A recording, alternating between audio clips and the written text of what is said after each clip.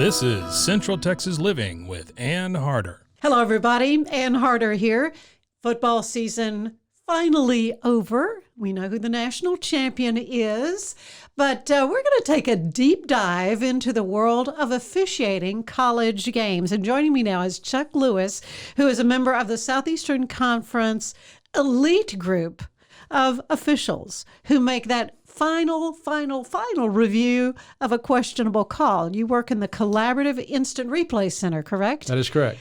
From Waco, Texas to Birmingham, Alabama. How in the world did that happen, Chuck? Long story. I was on the field for 26 years. And generally speaking, around the age of 60, they want you to come off the field, plus or minus a few years. Mm-hmm. And about 4 years ago, I was approached, would I ever want to come off the field? And unequivocally, I said no. You just loved it. Just loved it. Mm-hmm. It was my therapy. It was my hobby. It was something that kept me active, kept me in shape, kept me healthy, kept me watching my health. And some of my greatest friends are who I went to battle with on the field.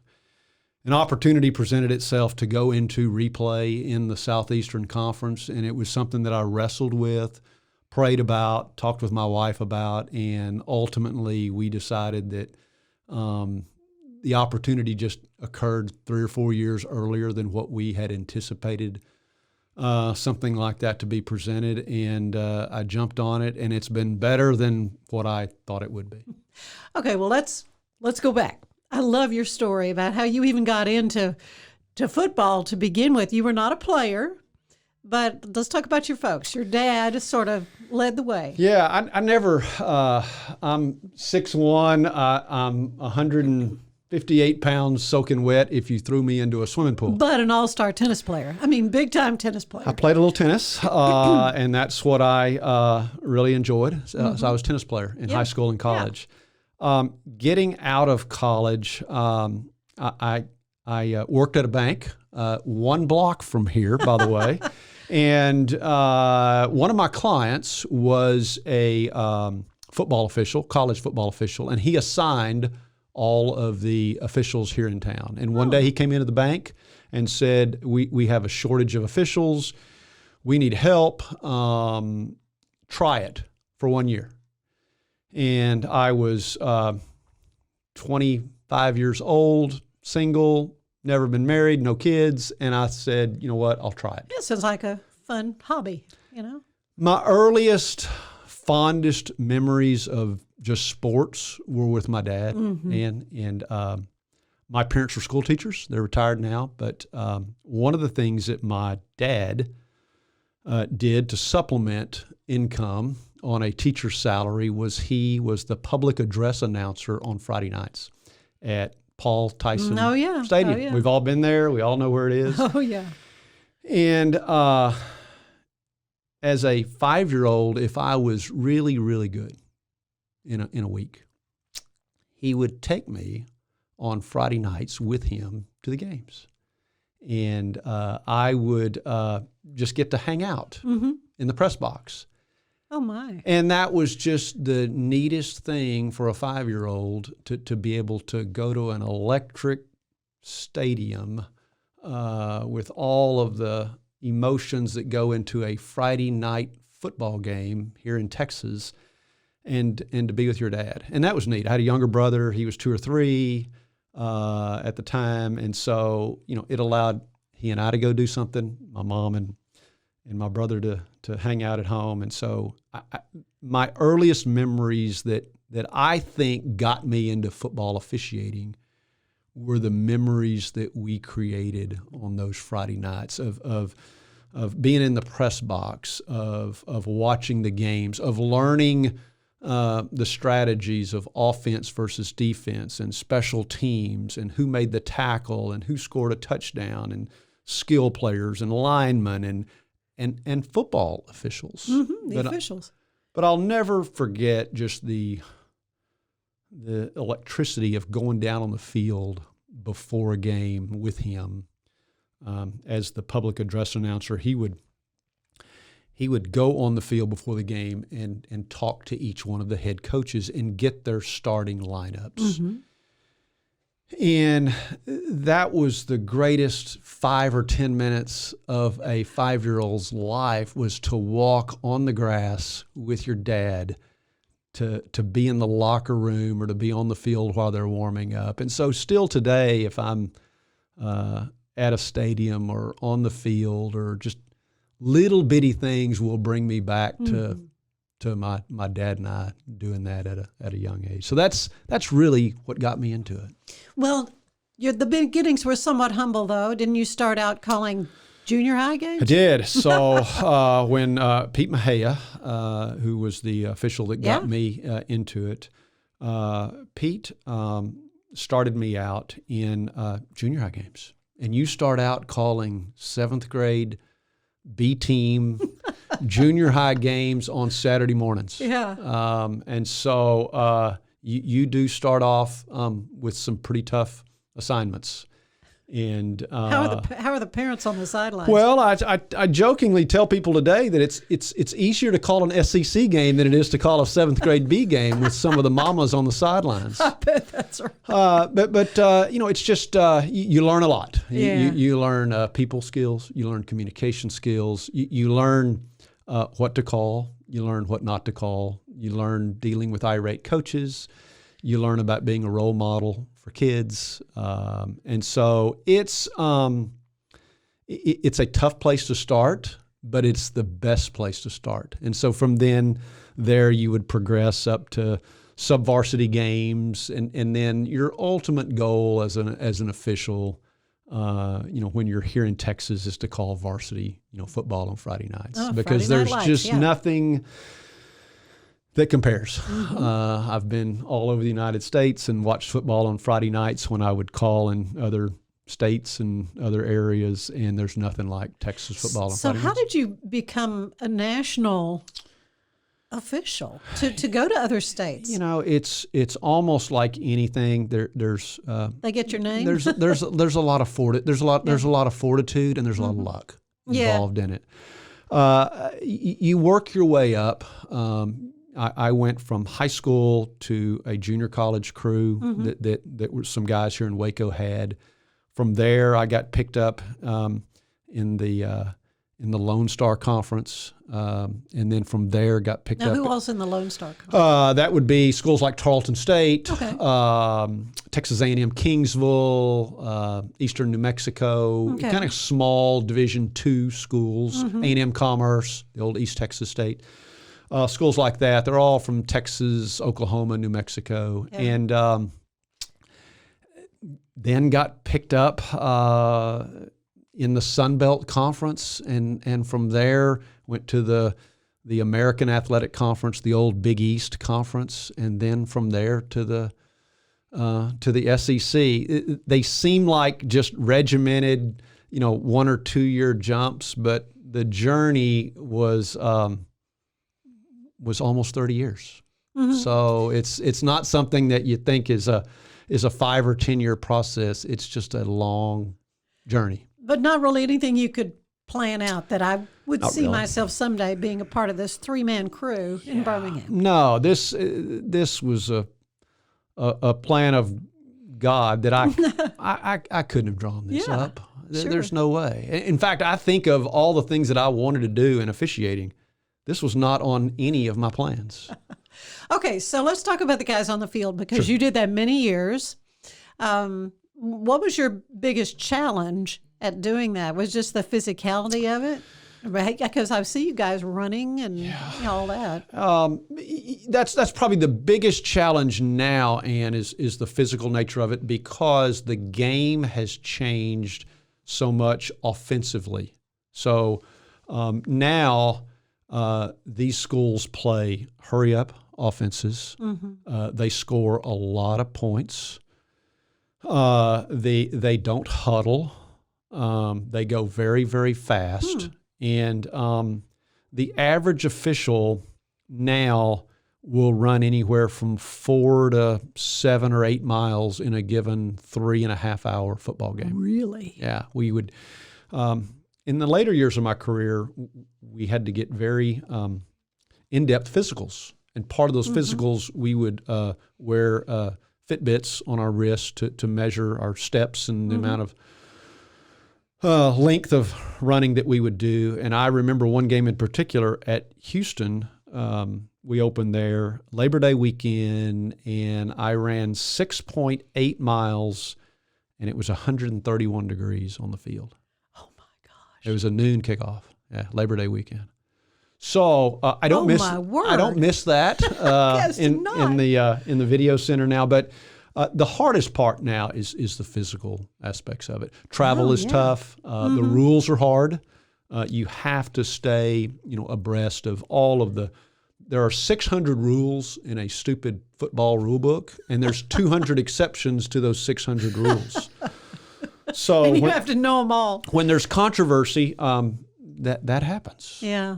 And so there's a lot of things that you have to keep up with, but the physical nature of the game, we have to keep up with the players. And an official doesn't get a break. We don't get a break in between series where if the offense punts and they get off the field, they get to sit down for 10 and or 15 drinking minutes. Gatorade or whatever. That's right. Yeah. We're still on the field. You're still out there. So.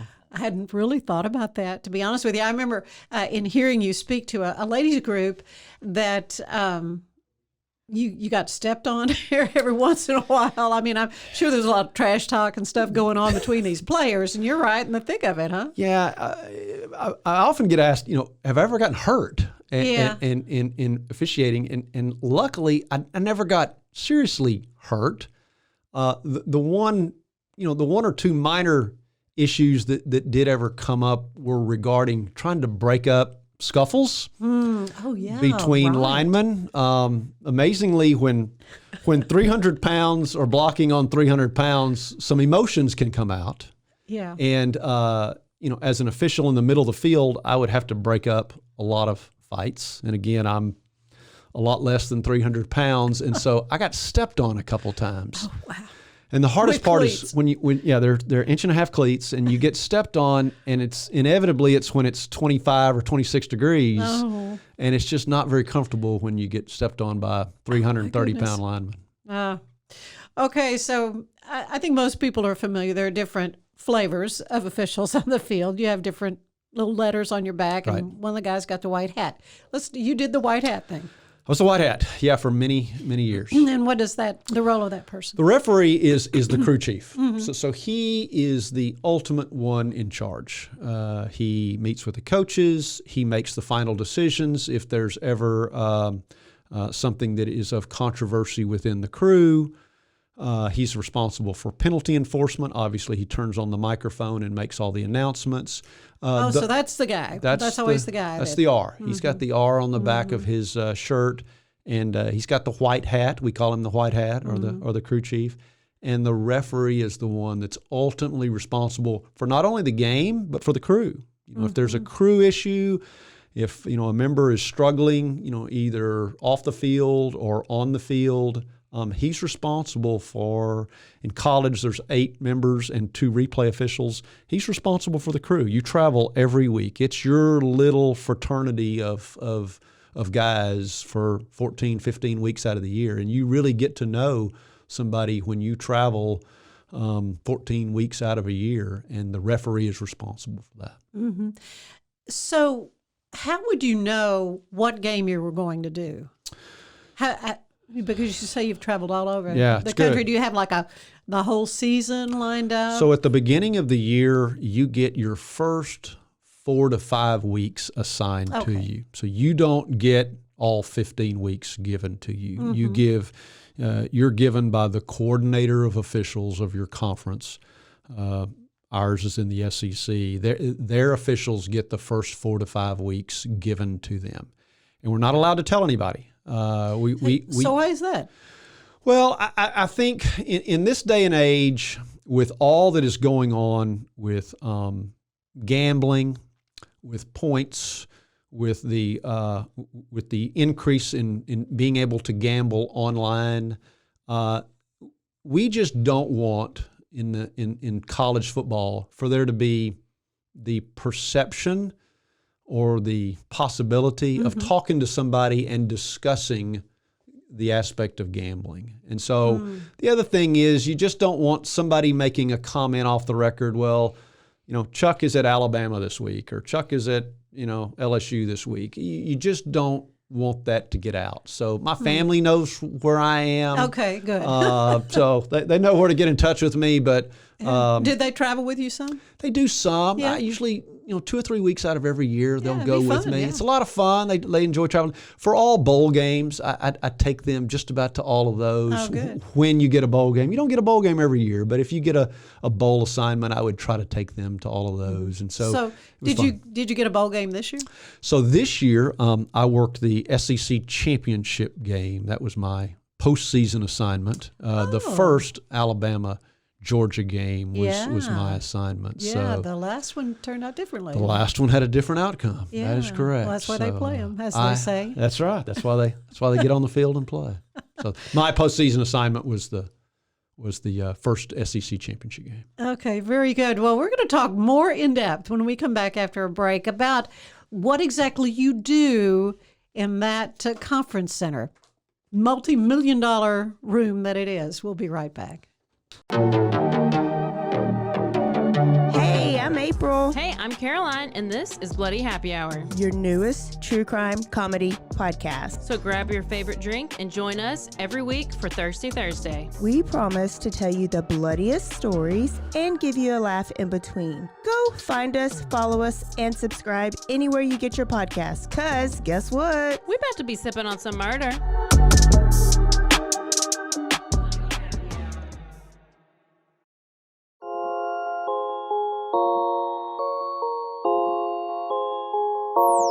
F-Bomb. This is Mandy and the F-Bomb, where we shed light on stories and invite you to find your place and purpose in the world of foster care.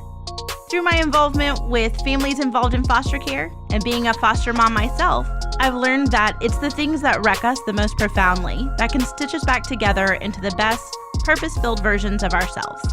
Tune in to Mandy and the F-Bomb. It's stories that invite you in to find your place and purpose in the world of foster care. You can find us anywhere you get podcasts or at roguemedianetwork.com. Make sure you subscribe so you don't miss a thing.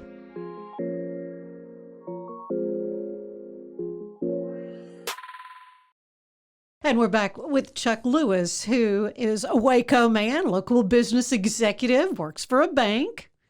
Well, tell me a little bit about your day job, since we have a chance. Sure. So I've worked for 36 years for Wells Fargo. Actually started one block away from the studio that we're in now.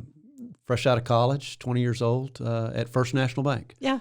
And through the successions of ownerships, we're now Wells Fargo, and I am a senior financial advisor in the investment division for Wells Fargo. Very good. So if you're interested, you can get in touch with him about that. But what we're talking about today is your work at the Collaborative Instant Replay Center, located in Birmingham, Alabama, for the SEC. Now, you went to Baylor, so there was the way your career path in officiating went, there was no chance of being in. I think Dallas is where the Big 12 has their center.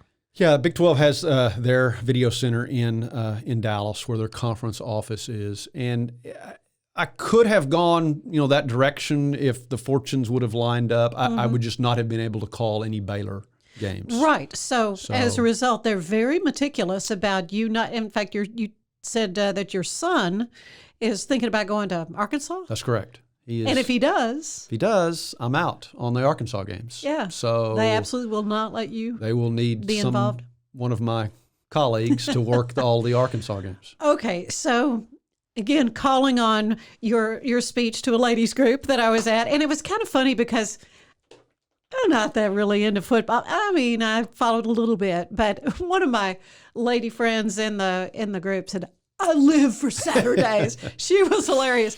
And there are a lot of people who absolutely live for Saturdays. And so once you got started, I was just all in. That was the most fascinating thing to hear about what you do there in Birmingham, because you told us that most of the time the calls are right on the field. It's a very small percentage of calls that you guys have to look at and go, this is how it is. It's interesting. They have gone back and done meticulous statistics on correct calls versus incorrect calls versus missed calls. So one that we didn't call that we should have called. Should have called. And when you look at a football game, an average football game is between 180 and 200 plays. The officials on the field, on average, get 96% of those 200 plays correct. Mm-hmm. Now, the challenge is that we want to get 200 out of 200 correct. And those 4, on average, that we miss can be big calls. And so that is one of the reasons why there is now video centers, collaborative replay in some of the Power 5, the major conferences out there. They have the resources to put together rooms that have the equipment that, and the feeds necessary to get them instantaneously from the games. And that's where video centers now come into play. So describe, there are 3 of you, and you're each in charge of a different game? That's correct. So because they're happening simultaneously, that's correct. I guess, in a given conference. In a given conference, give you the examples in the SEC. So there are games going on all day long from 11 o'clock until 7 o'clock, kickoff times. And there are 14 teams in the SEC. So some weekends early, there could be 14 games on a given Saturday if they all played a non-conference team.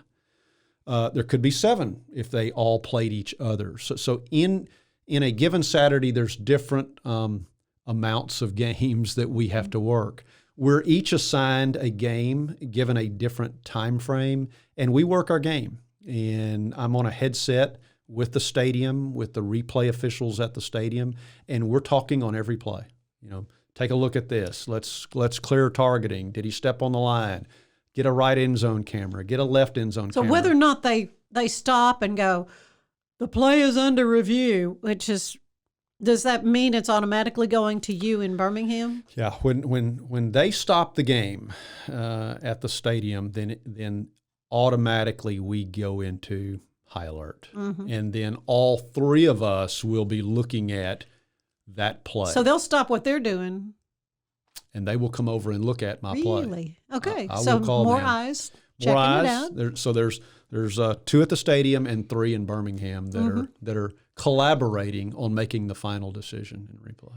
So for 4% of the time, you've got this multi-million dollars worth of equipment. Now, where are these feeds, these video feeds? Because we see a lot of them at home, but that's ABC or CBS or whoever's broadcasting the game. Right. They've got their cameras. You see those camera angles too? We get all of those cameras angles, plus we get any stadium cameras that are there for coaches or schools. Oh. And so we generally have between 7 and 12 camera angles at every stadium that we can look at. Yeah. So you can't hide, as we say. We can pretty much see just about every angle there is. Sometimes we don't get a perfect view, but we get some angle on every single play. And then the ability to stop it and go frame by frame really helps you to... That's what's different now, is that you can stop it, you can speed it up, you can slow it down, and you can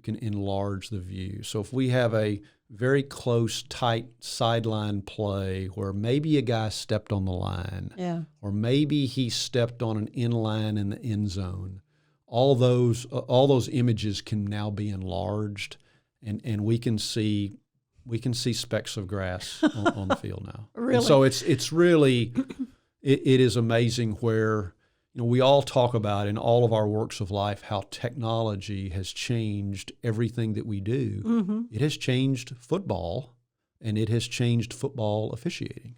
So Okay, so how long have you been doing this particular aspect of 4 the years job? now. So 4 years you've been. Yes. So. How long you plan to keep doing it? Well, that's a good question. Having a good time with it? You choose 1 year at a time. Yeah. Okay. And I'm nobody's sure on a it's had long-term an impact contract. on your family life. It does. I mean- It's in the fall, Right. you're away a lot. Yeah. And you have to juggle a lot of things. And so you have to have a very understanding family. You have to have a very understanding wife. Yeah. And they have been wonderful at supporting me of this. And I could not do it without a supporting family. Yeah. It just doesn't work. How much longer I'll do it? You take it year to year. I think the challenge is the travel, the being in a hotel, being on an airplane. COVID has changed everything. Oh yeah. At some point, this will run its course. Yeah. But I like it now, and it keeps me young. It keeps me sharp mentally as much as I'm physically. sure. Because sure. the rules are really a challenge, and you have to know the rule immediately. You can't say, well, give I me. gotta go look this Let me up. look this up. You have to know it right then, and Yeah. you can't be wrong. In our job, I always tell people there is no margin for error. Yeah. I've used a silly analogy, but it's like a plane that the cockpit fills up with smoke. We have to land the plane, and we've got about a minute Yeah, I to wondered put what this your airplane time on the frame ground. is. Yeah, it's interestingly we have a clock that goes on as soon as we stop the game, and we always say at a minute 20, let's come to a decision. Yeah. And if we can't get a good angle or come to a final decision at a minute 20, then whatever the ruling on the field, we're probably just going to go with that. So a lot of times when you hear the ruling on the field stands, it's not a cop-out. It's just that we could not find an angle to change it. what they called on the field. Okay, so they were right. They were part of that 96%. It's part of the 96. and that they got it right. Okay, so let's talk about some of those nuances. I mean, my question when you spoke to our group was pass interference, because I do not get why sometimes it is and sometimes it's not. And you said, It's missed a lot. yeah, but you said it was not a reviewable. Well, in my chair, it's not reviewable. Yeah, So I thought that was fascinating. when they throw that call on the field, it's pass interference. Okay. Sometimes, Ann, there'll be another official that sees it and will come over and they'll say, You see that? "Hey, Bob, I saw it and he had a good angle at it and there wasn't any impeding of the receiver. I think you should take it off. I think you should pull that call off." Oh. So you'll see them change their call, but it's not replay that's changing that call. Okay. But yeah, there are certain things in a football game that aren't reviewable. And pass interference, holding, offsides, a lot That's of usually those- pretty clear. That's usually easy. Yeah, false I starts. could call that. But some of the things, holding is in the eyes of the beholder. Yeah. Really? Those are not reviewable calls. Okay, so the one we're hearing so much more about now is targeting. Targeting. That is reviewable. Targeting is always reviewable, actually. So if targeting is called on the field, it is immediately reviewed. So we stop a game because the punishment for that is severe. You're that disqualified from the player, game, and you possibly are disqualified for one half of the next game Yeah, it's a if it big occurs deal. in the second half. So we look at all targetings, and we take a really sharp eye of targeting. If we're at a minute 20 and we're not sure, we may go a little bit longer Okay. because the punishment is so severe. And targeting is tough. There is a set of rules for targeting that specifically talk about a defenseless player and specifically talk about using the crown of the helmet. Yeah, it's the part of the head that they hit with. That's correct. That they makes the lead difference. with. Yeah. That makes the difference. And if they use that to attack with forcible contact, then it's targeting. Well, there are various definitions that I can say that he's attacking, and you may say that he's really not attacking. Or I may say that's forcible contact, and you say that's really not forcible contact. So there are still some subjective parts of targeting that make it a difficult call for for guys on the field to make, Yeah. and for then us in instant replay to confirm. And so the good thing about targeting now is they've changed. You can't just stands a call in targeting. So you either have to overturn the targeting or you confirm it. If you're not sure, if you're not sure that it's targeting, then we overturn it Right. and let the person keep playing. Err on the side of the player. That's been accused, I guess. It is interesting that that's probably the biggest play that will come into question in the off season. So rules Right. are all looked at in the off season, and every 2 years they are thoroughly scrubbed, and targeting will be heavily scrutinized in the next 2 months as they review the rules. Okay, so in your experience, what has been one of the top questionable, controversial calls? Well, when you make a questionable call, they all become controversial, depending on which team you're in. I think the biggest ones are generally fumble and then catch no catch. Those are the toughest ones there. Specific ones, you make so many of them that one of them doesn't really stand out more than the other. But I know that when you're calling back a touchdown on a fumble, that is a big, huge play. They stand out. I remember a situation 2 years ago where we called back a play in an SEC game, and it was controversial. We had to call it back, but it was controversial. And the next day on Sunday, my wife handed me her iPad and said, "Have you heard what they're saying about you on Twitter?" And I'm not on Twitter. I'm not on right. Facebook. I don't look at it. I've got thick skin, and I get criticized every Saturday.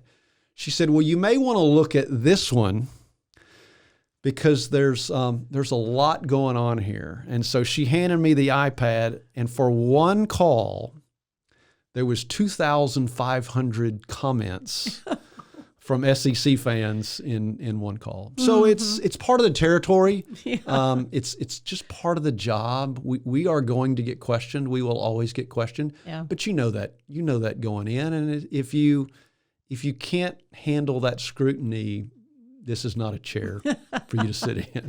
Well, it's been wonderful to have you here to talk about this. I just think it's fascinating and an aspect of a football game that maybe a lot of folks hadn't really thought about what all is involved for you guys and gals.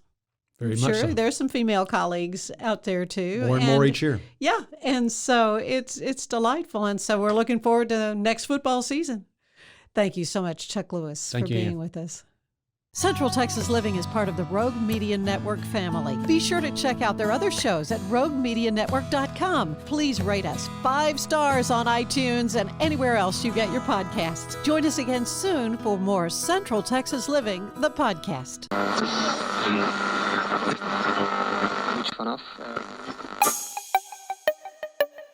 This has been a Rogue Media podcast.